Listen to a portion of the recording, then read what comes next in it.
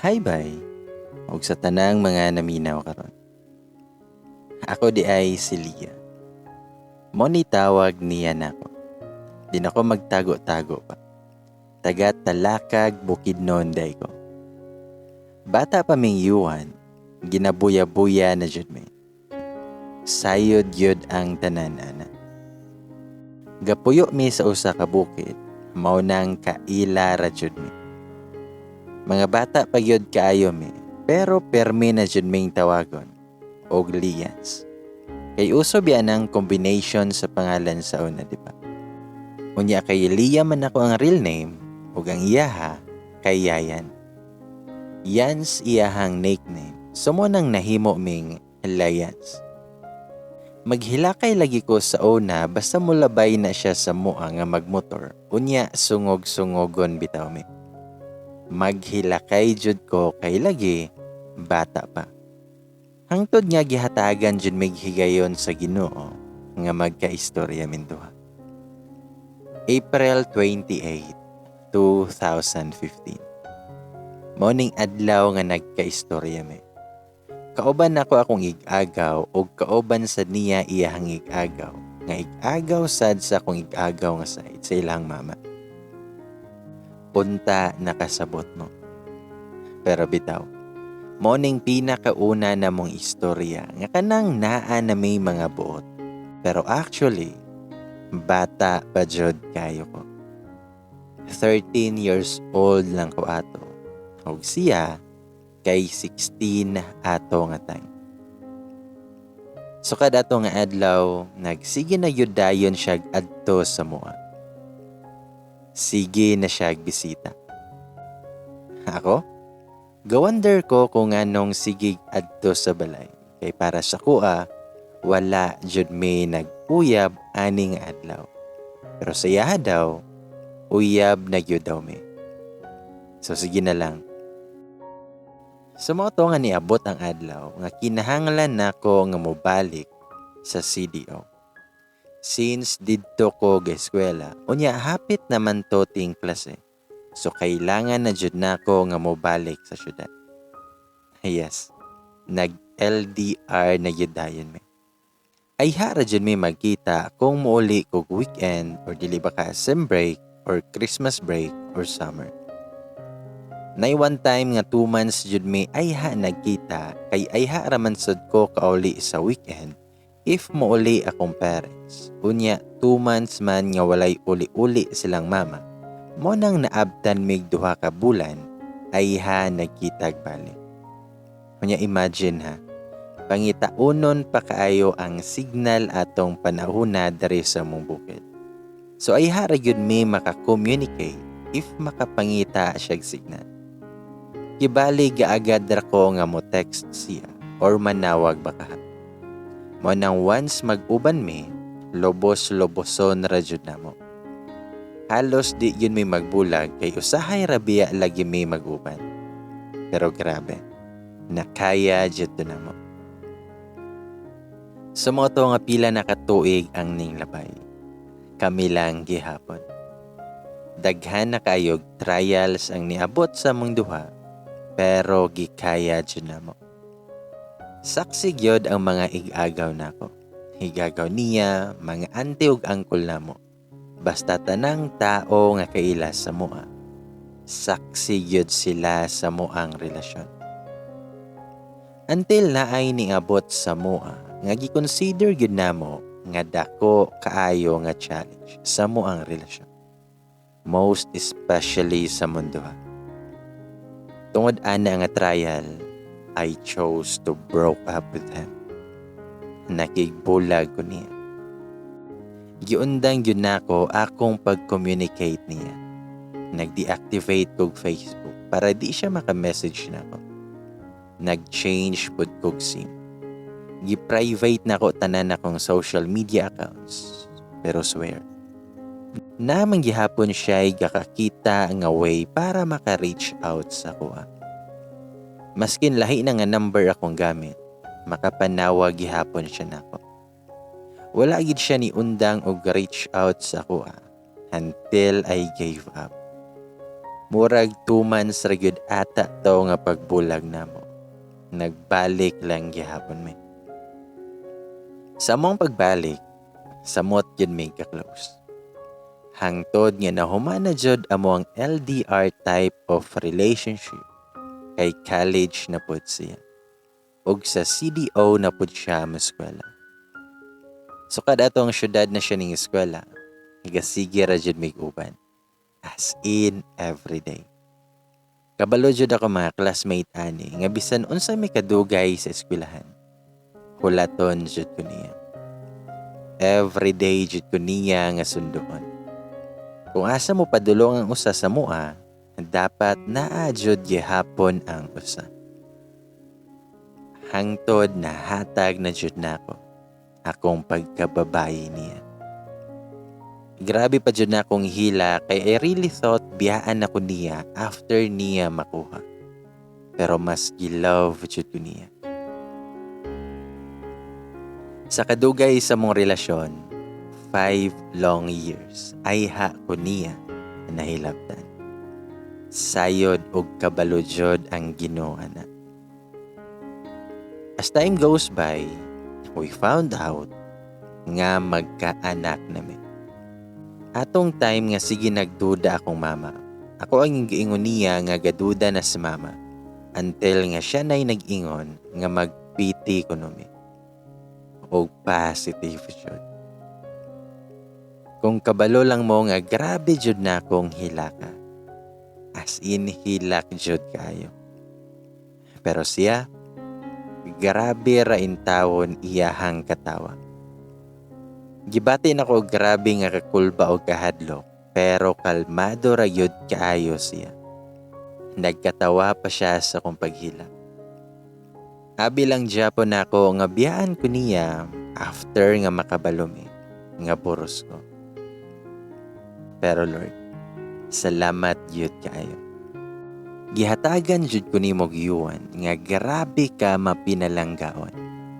As in, di man ko ing ana kagwapa, pero nabati jud nako nga grabe siya kagugmaan ako. Charis. Sa mga to nga until one day, gisaba na yun niya siyang pamilya nga buros ko. July 23, 2019. Gisaba nako sa kuha nga pamilya. At first, grabe yun nga hinilakay kay bata pa jud ko. Pero later on, nadawat raman po. Pagka August 10, 2019, nag-tribal wedding na dayon mi. So kay bali minyo na jud dayon mi, sukad ani nga adlaw. Wala jud perpekto nga kaminyoon kay even kami, sukad sa mong pagminyo, naayod gihapon may mga away. Pero gakasulbad lang yun gihapon. Bisan mag-decide may nga magbulag na lang. Pagka next day kay mag-reach out yun tayo na siya nako. Iyahang usually yun nga ingon kay walay bulagay. Sa mo to nga pagka January 5, 2020, nanganak ko. Grabe yun iyahang atiman ani. And the moment ning gawas na ko sa delivery room, grabe iyahang tutok sa kuha, kamulo nga gasmay. An atong time nga ipakuha na ang baby sa nursery, siya gyud ang niadto. Grabe iyang hila. Kakita gyud akong ginikanan ug ang mga tawo didto nga naghilakay gyud siya pagkakita sa mong baby. Until one day, nagpatukod na migbalay sa tabang sa among mga ginikanan. And yes, nagkabalay jud mi. July 7, 2021, giulian namo amo ang balay. Thankful kay mi sa Ginoo nga gigiyahan mi niyang balay, anak, ug uban pang grasya nga gigiya niya sa mua. Pero not until May 14, 2022. Buntag aning adlaw, nangayo siyang pamiliti sa kuha kay magpa-summer league siya. Nakalimot ay kog ingon pero SK chairman siya diri sa mong barangay. Og vice president siya dari sa SK Federation sa Talakad. Giingnan pa nako siya nga, ayaw pag-inom ha, di gyud ko muuli og muinom ka. Ug ana pa siya nga, muuli manggod ka, may magainom ko. Wala na ko nitubag tas iyaharang gigunitan amo ang anak ug iyahang gigisan. Mga alas 5 to sa hapon, na ako sa CR para mag half bath. Taod-taod kay naay sigig sirbato sa mong gawas. Anak ko sa mong anak, nga base nakainom na sad imuhang papang. Pero nakadungog ko gasyagit-syagit og tawag sa akong pangalan. Nagtapis lang ko tas ako ang giabrihan. Ate di ay ni Yuan. Kalitra ko niyang giingnan nga si Yayan daw kay nadisgrasya. Ako pod nga nakatawi lang, nag-ilis ko diretso, pero to be honest, kalmado ra jud kay ko. Kay abi kog nasamad lang siya, or unsa ba. Pag-adton ako sa lugar nga iyahang nadisgrasyahan, wala na nako siya nasapon, kay gidagan na siya sa ospital. Diretso ko nga nisunod sa ospital kauban ang amo ang anak. Pag-abot na ako sa ospital, nakita na ko siya nga igo na lang ginamanual og bomba. I really thought nga okay lang siya. Abi kog makaya ra. Pero di ay comatose ang gipangingnan. Dayon mga 10 a.m. pa sa pagkabuntag, ay pa nga naay ni dawat nga ospital siya. Kay gi-refer naman siya. While nagpabiyahe may padulong og malay-balay, grabe gyud akong hinilak while gatan-aw ko sa sitwasyon sa kumbana. Gibati jud ko kaluoy siya. Sakit kay makita ingon ato ang sitwasyon niya. Ug hantod nakaabot mi sa malay-balay, gidiretso siya sa ICU. Gistoryahan ko sa doktor regarding siyang kondisyon. Halos dili ko katubag kay sige ra intawon ko hagulgol og hinila. Ming fight pa akong bana for 5 days. From May 14 to May 18. Pagkabuntag sa May 18, gasigi siya gilak. Although, comatose siya. Pero sige siya gilak. Giingnan na gud ko sa nurse nga, "Ma'am, trapuhi iyang sipon ma'am, kay nanulo na gyud iyahang mga luha." Gisipon na siya gihinilakay. Ako adan siyang giistorya-istoryahan. Ana ang nurse, nga sugua daw siya ma'am. So ni ana ako sa iya ha. Nga pang, kadungog gas ako Kumuta daw ko ang kamot. Og thankfully, gikomot yun niya ako ang left hand. Ikaduha. Pero after ato, wala na. Pero ingon ang nurse nga good sign daw siya since ga-respond siya sa tambat.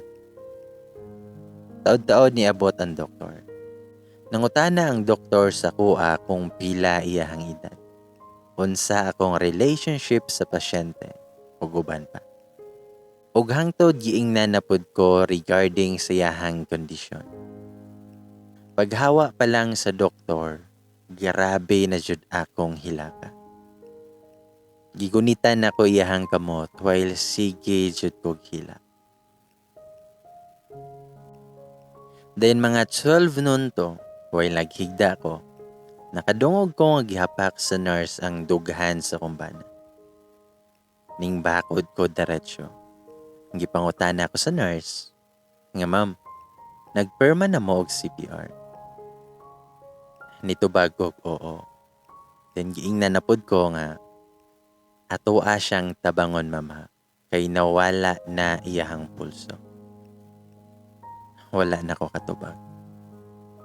Gikuha na ko kong cellphone og nigawas ko sa kwarto since bawal magstay dito if ga-arrest ang pasyente. Nagsugod na ko gihila. As in, hilak nga hilak yun. Gihatagan na lang yun kog tubig sa kong mga kauban nga naapoy pasyente. Gichatan na nako ang parents sa kong husband, mga igagaw, o mga igsuon regarding siyahang current nga situation. Nagampo ko. Gaampo ko while gahilak. Hangtod giingnan ko sa kong kauban nga naay pasyente nga hagang gipang tangtang na baya iyahang aparatos. Og samot gyud ko nga naghilak. Lugmo kayo ko. Namatay akong bana sa edad nga 23. Last May 18, 2022. Alauna 10 sa hapon.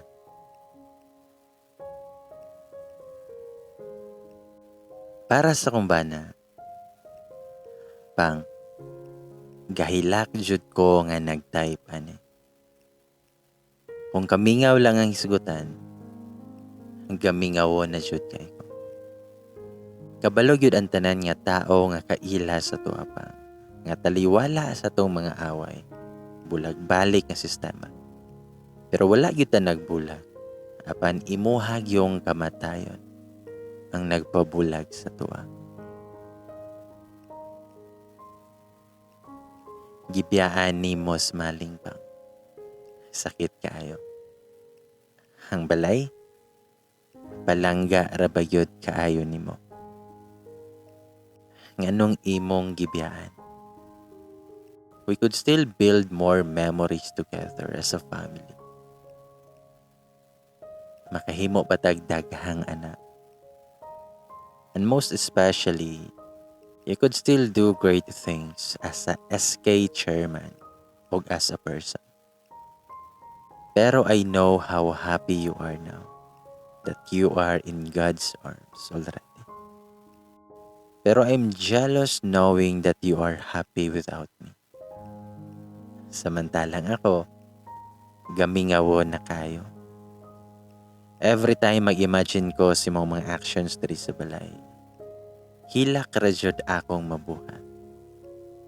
Kung tutukan na to ato ang baby, maghilak kay radyod ko.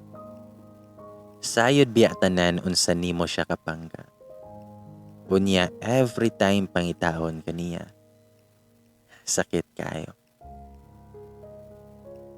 I don't know the reason why gikuha ka sa kuha pa. Pero rest assured, na ginapray dyan ako sa Ginoo nga unta na next life nga diin kita gihapon ang mag-end up together. Wala na gyud nako nahangyo sa Ginoo imong kinabuhi.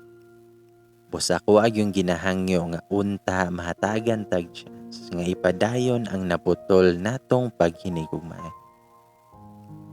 Hugayaw ka bala ka pang. Ako yun ang mag-istorya sa tong anak about si Muha. About unsa ni mo siya kapalangga. Hugalaw. Magkita ra Japon ta sa outro pa. I know ikaw yun ang pinakauna nga mag-welcome sa kuha diha pohon. Inig ako na po ang panahon para mo pa uli diha sa gingharian sa Ginoo. I love you kaayo pa. Kabalo ko nga kabalo ka na. Dili ko moingon og goodbye. I'll rather say nga, I'll see you again. Because I know we will see each other again.